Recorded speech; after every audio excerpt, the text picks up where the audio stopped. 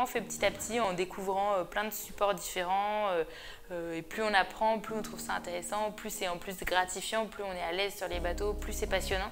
Parfois c'est le côté vraiment romantique de regarder la mer, parfois c'est vraiment le côté technique et passionnant de choisir une stratégie et de choisir une voile et tout ça. Et en fait il y a plein de sources différentes à ma passion. Je pense que le goût pour le défi, c'est quand même un peu un caractère qu'on a au départ. J'ai toujours aimé un peu me dépasser, on va dire, physiquement.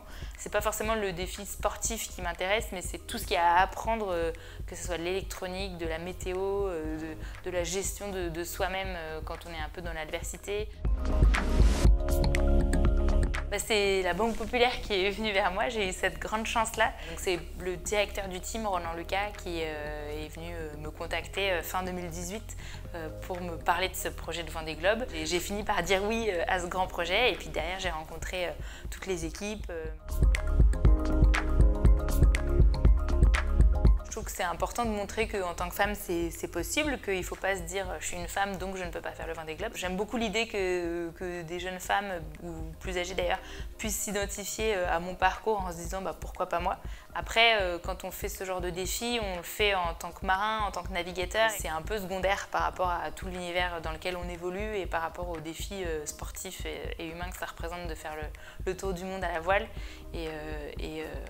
Et voilà, mais le premier message, c'est vraiment pour moi de montrer à d'autres filles ou femmes que c'est possible de se lancer si on a vraiment envie. C'est peut-être lié à une façon de naviguer, peut-être un peu moins tête brûlée, un peu moins... parce que nous, physiquement, on est quand même moins forte, il faut le dire, c'est la nature qui veut ça. Et donc peut-être qu'on va avoir tendance à prendre les dispositions pour ne pas se laisser dépasser par la machine et donc naviguer un petit peu différemment. Mais je me méfie quand même un petit peu des généralités. Il y a autant de profils de femmes marins que de marins tout court. Et donc c'est peut-être juste une coïncidence, mais peut-être pas non plus, donc je n'ai pas forcément une réponse très scientifique à apporter.